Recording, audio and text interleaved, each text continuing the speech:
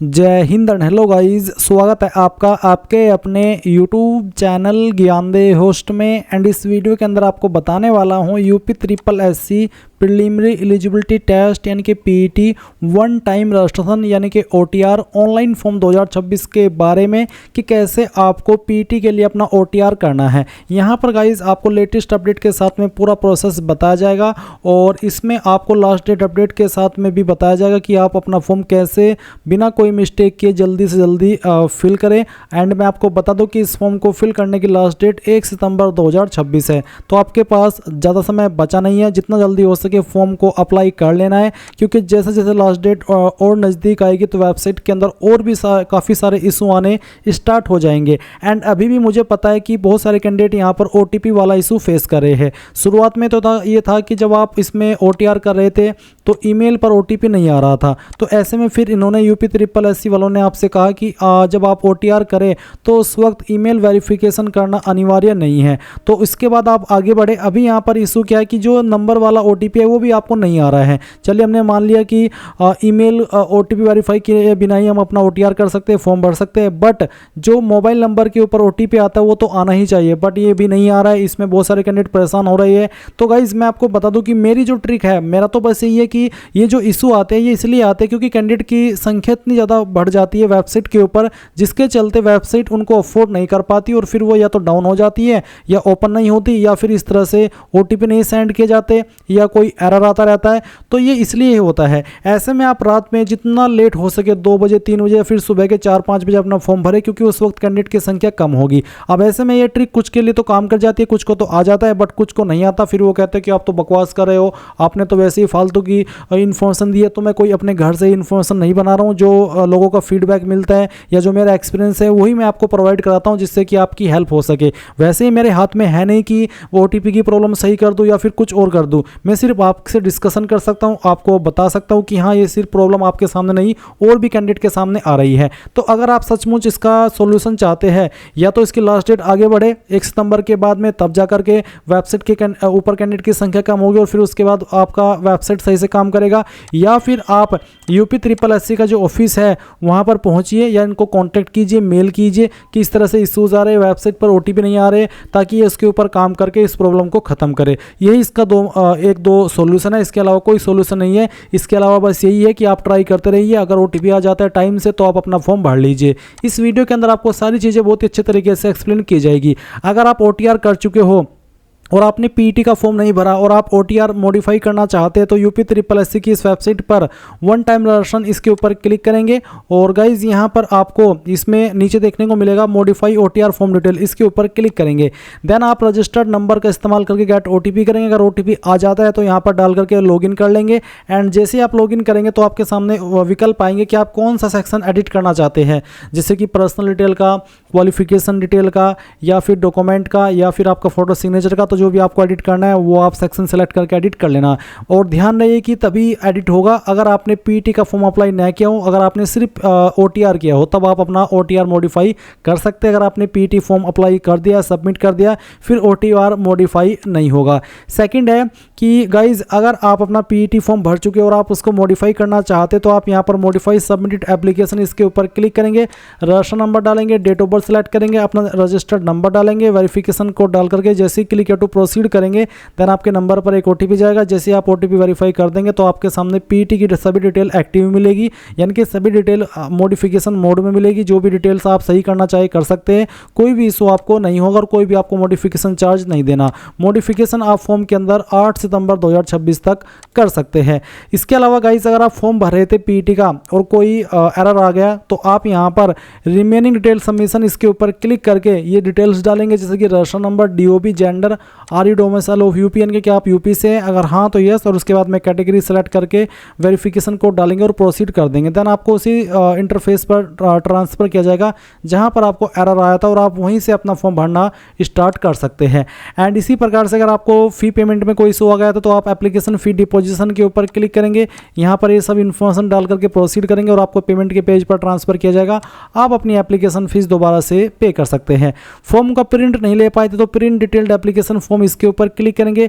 Fees cut गई है but update नहीं हुई है तो update your transaction ID bye double verification mode, इसके ऊपर क्लिक करेंगे। यहाँ पर आपके सभी इन्फॉर्मेशन डालेंगे और ये डालने के बाद में आप जैसे ही प्रोसीड करेंगे तो यहीं पर नीचे की तरफ आपको एक लिंक देखने को मिलेगा। जैसे आप उसके ऊपर डबल क्लिक करेंगे तो आपका पेमेंट अपडेट हो जाएगा। तो ये सारी चीज़ें मैंने उनके लिए बताई है जो कि पहले से इसमें फॉर्म भरना स्टार्ट कर चुके हैं। अभी मैं उनके लिए बात करता हूँ जो कि शुरू से लेकर आखिर तक इस फॉर्म को भरना चाहते हैं। तो जो लिंक मैंने वीडियो को डिस्क्रिप्शन में दिया हुआ, इसको आप ओपन कर लेना।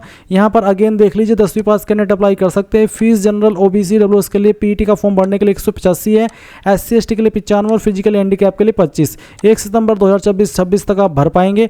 अब ये सभी जानकारी जानने के बाद अगर आप ओटीआर से लेकर फॉर्म फाइनल सबमिट तक फॉलो करना चाहते हैं प्रोसेस, तो इसके लिए सबसे पहले आपको इंपॉर्टेंट लिंक के सेक्शन से UPSSC OTR लिंक ओपन करना है। देन आपके सामने ये वाला इंटरफेस आ जाएगा और यहाँ पर आपसे पूछा कि क्या आपने पीईटी 2025 दिया था और आपके पास उसका रजिस्टर नंबर है तो यस करके आप वो नंबर डालेंगे और गेट OTP करेंगे। आपके नंबर के ऊपर एक OTP जाएगा। जैसे आप OTP वेरिफिकेशन कर देंगे तो आपके सामने वो सभी इन्फॉर्मेशन आ जाएगी जो कि आपने पीईटी 2025 फॉर्म के अंदर भरी थी। आप उनमें से जो इन्फॉर्मेशन एडिट करना चाहे वो कर सकते हैं।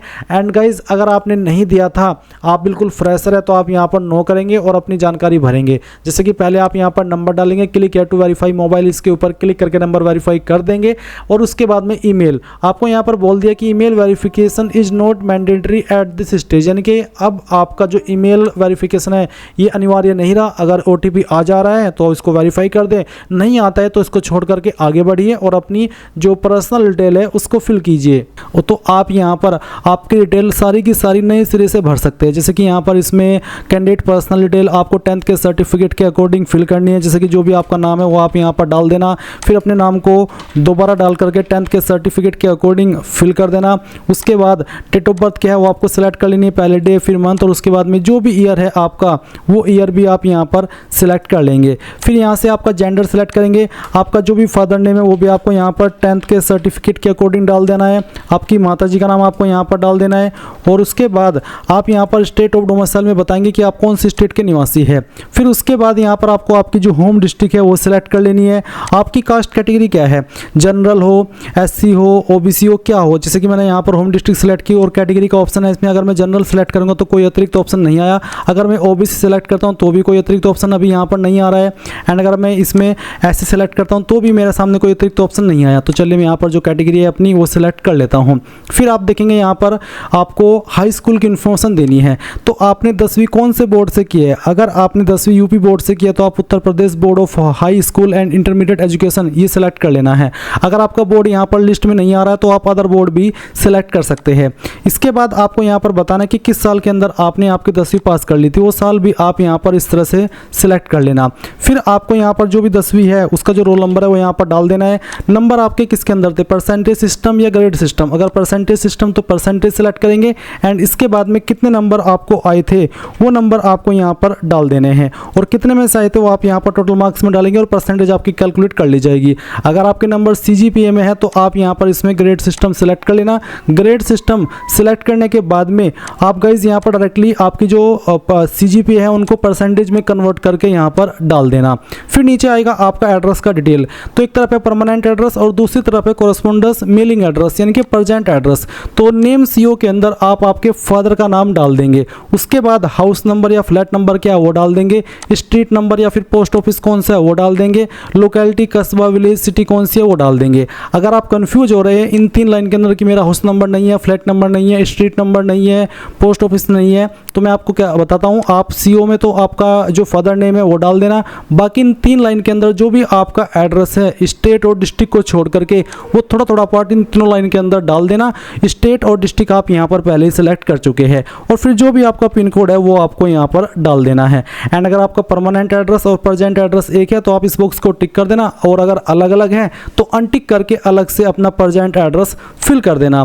फिर नीचे की तरफ आप देखेंगे additional document detail for OTR। पूछा है कि select any one document, PAN, driving licence, voter ID। तो कोई एक ID आप इनमें से सिलेक्ट कर लीजिए। आधार का ऑप्शन नहीं दिया, पैन कार्ड का है, ड्राइविंग लाइसेंस का है और वोटर ID का है। अब बहुत सारे कैंडिडेट कहेंगे कि सर मेरे पास तो ना पैन है, ना ड्राइविंग लाइसेंस है और ना ही वोटर ID है, तो मैं क्या करूँ। तो गाइज ये तो यहाँ पर इन्होंने थोड़ा मसला कर दिया है क्योंकि इनमें से कोई एक ID आपके पास होनी चाहिए। इनमें से पैन ही एक ऐसी ID है जो कि जल्दी बन सकती है। तो आप अपना पैन कार्ड बनवा लेना, और वैसे अगर आपके पास है तो आप ऑलरेडी पैन कार्ड सेलेक्ट करके जो भी आईडी आप बेसिकली सेलेक्ट करते हैं फिर उसी का नंबर डॉक्यूमेंट नंबर में डाल देना। अब आएगा फोटो एंड सिग्नेचर।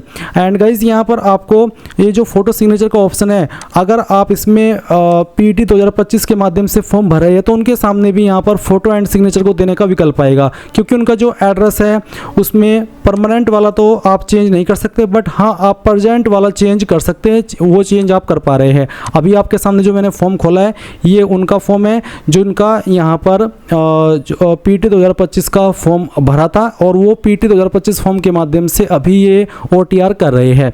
तो यहाँ पर आपको ये चीज़ें एडिट करने को मिल जाएगी जो कि आपका प्रेजेंट एड्रेस है। अब यहाँ पर आती है additional document detail for OTR। तो गाइज इसमें यहाँ पर आपको क्या करना है, आप देखेंगे सिलेक्ट एनी वन डॉक्यूमेंट, तो आप इसमें डॉक्यूमेंट सेलेक्ट कर लेना, फिर वो नंबर यहाँ पर डाल देना। फिर आएगा फोटो एंड सिग्नेचर। फोटो आपका किस तरह का उसका डेमो यहाँ पर दिया है। फोटो का साइज आपका 30 से 50 KB के बीच में रखा है, माफी चाहूँगा सिग्नेचर का साइज रखा है 30 से 50 KB, और फोटो का साइज रखा है 50 से 100 KB। फोटो की विड्थ आपकी 3.5 सेंटीमीटर और हाइट 4.5 सेंटीमीटर रखी है। सिग्नेचर कैसा उसका डेमो आपको यहाँ पर दिया है। सिग्नेचर में ऊपर की तरफ आपका नाम इंग्लिश में और नीचे की तरफ आपका नाम हिंदी में होना चाहिए, जैसे कि आपका UPPSC के फॉर्म में होता है। तो ये चीज़ आपको समझ आ गई। अब आप यहाँ पर दिए गए इंस्ट्रक्शंस के अकॉर्डिंग अपना फोटो और सिग्नेचर अपलोड करेंगे। तो गाइज आपको इस तरह से आपका फोटो एंड सिग्नेचर अपलोड कर देना है, जैसे कि आप अभी वीडियो में देख पा रहे हैं। इसके बाद I accept the about declaration में आपको यस करना है, और फिर ये वेरिफिकेशन कोड डालना है, और उसके बाद आपको सबमिट के ऊपर क्लिक करना है। सबमिट करने के बाद में गाइज आपका जो OTR है वो हो जाएगा, और आपको डिस्प्ले के ऊपर आपका OTR नंबर दिख जाएगा। एंड गाइज अगर आप पहले ही OTR कर चुके हो और आपको लगे कि उसमें मैंने कोई जानकारी गलत कर दी है तो मैं इसको एडिट करना चाहता हूँ, तो जो आपकी UPSSC की ऑफिशियल वेबसाइट है आपको इसके ऊपर आना है। अगर आप इसके ऊपर नहीं आ पा रहे तो जो लिंक मैंने वीडियो को डिस्क्रिप्शन में दिया हुआ है इसी को ओपन करके आप यहाँ पर इंपोर्टेंट लिंक के सेक्शन से ऑफिशियल वेबसाइट ओपन कर लेना, और फिर यहाँ पर होम पेज पर आ जाना। यहाँ पर आप एप्लीकेंट सेगमेंट के अंदर देख सकते हैं, अगर आपको OTR करना है तो पहले वाला लिंक है, बट अगर आपको आपका OTR मॉडिफाई करना है तो आप मॉडिफाई OTR फॉर्म डिटेल इसके ऊपर क्लिक करेंगे, और आपको यहाँ पर आपका नंबर डालना है जो भी आपने रजिस्टर किया है, और उसके बाद गेट OTP करना है। आपके नंबर पर OTP जाएगा, वो आप यहाँ पर डालेंगे और वेरिफिकेशन कोड डाल करके लॉगिन करेंगे। एंड जो इन्फॉर्मेशन आपको एडिट करनी है वही सेक्शन आप सिलेक्ट करके अपना जो OTR है वो एडिट कर सकते हैं, या फिर कह लीजिए मॉडिफाई कर सकते हैं। इसके अलावा गाइज यहाँ पर आपका अगर आपको प्रिंट लेना है OTR का तो वो भी आप print one time resolution OTR form इसके ऊपर क्लिक करके ले सकते हैं। अभी बात कर रहे हैं हम कि हमारा OTR तो हो चुका है, अभी हमें PET के लिए अप्लाई करना है। तो PET के लिए अप्लाई करने के लिए आप यहाँ पर ये जो लिंक मैंने वीडियो को डिस्क्रिप्शन में दे रखा है इसमें ही आपको अप्लाई ऑनलाइन लिंक मिलेगा इंपोर्टेंट लिंक के सेक्शन में, और यहाँ पर आ जाने के बाद में आपको इसमें PET नोटिफिकेशन के सामने ये जो अप्लाई का लिंक है इसके ऊपर क्लिक करना है, और फिर कैंडिडेट रजिस्ट्रेशन इसके ऊपर क्लिक करना है। अब क्योंकि आपका OTR तो हो चुका है, मैं पहले ही OTR का प्रोसेस बता चुका हूँ, तो डायरेक्टली आप यहाँ पर आपकी लॉगिन ID डालें, यानी कि अपना नंबर डालें जो आपने रजिस्टर किया, फिर यहाँ पर गेट OTP करें। जैसे ही OTP मिल जाए वो OTP यहाँ पर डाल करके वेरिफिकेशन कोड डालेंगे और लॉगिन के ऊपर क्लिक करेंगे, और लॉगिन करने के बाद इस तरह का इंटरफेस आपके सामने आएगा जैसे कि आप वीडियो में देख पा रहे हैं। मैंने भी पहले ही OTR करके रखा था तो मेरे सामने इस तरह से ऑप्शन आ चुका है। यहाँ पर आप आपकी जो एड्रेस की इन्फॉर्मेशन अगर वो एडिट करना चाहे तो वो कर सकते हैं। तो जैसे कि ये सब इन्फॉर्मेशन यहाँ पर आप देख पा रहे हैं। अब आपसे यहाँ पर एक सवाल पूछा कि क्या आपने 12वीं भी की है, तो आप अगर इस बॉक्स को टिक कर देंगे तो आपके सामने यहाँ पर इसमें पूछा हैव यू कंप्लीटेड इंटरमीडिएट, तो 12वीं की जानकारी देने का भी ऑप्शन एक्टिव हो जाएगा। तो इसमें आपको इसमें जो बोर्ड नेम है अपना, यानी कि आपने कौन से बोर्ड से की है उस बोर्ड को आपको यहाँ पर सेलेक्ट कर लेना है। फिर किस साल के अंदर आपने आपकी 12वीं पास कर ली है वो साल आप यहाँ पर सेलेक्ट कर लेंगे। और मैं आपको अगेन बता दूं कि इसमें कंपलसरी 10वीं ही मांगी है। वैसे जैसे कि मैंने कहा कि अगर 12वीं कर चुके हैं तो इसको टिक करके यहाँ पर बताना जो इन्फॉर्मेशन मैं आपको बता रहा हूँ कि बोर्ड से नेम सेलेक्ट कर लेंगे, फिर किस साल के अंदर पास की है वो, आपका 12वीं का रोल नंबर क्या है वो आप यहाँ पर डाल देंगे। नंबर किसके अंदर है, परसेंटेज या ग्रेड, वो आपको सिलेक्ट कर लेना है।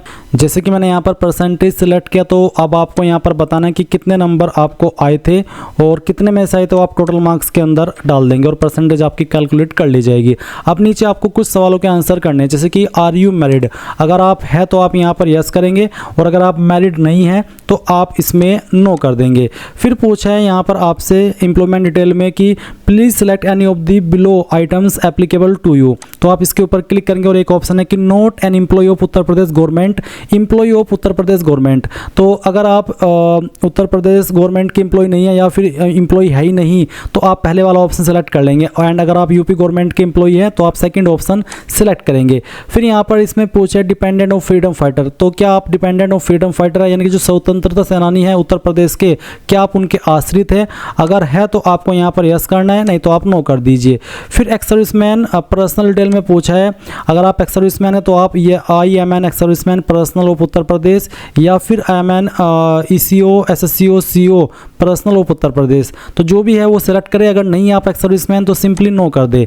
उसके बाद आपसे पूछा है कि are you outstanding sports person from Uttar Pradesh, यानी कि क्या आप एक मेधावी खिलाड़ी है उत्तर प्रदेश के, तो अगर आप है आप इसमें यहाँ पर यस करेंगे, नहीं तो आपको नो कर देना है।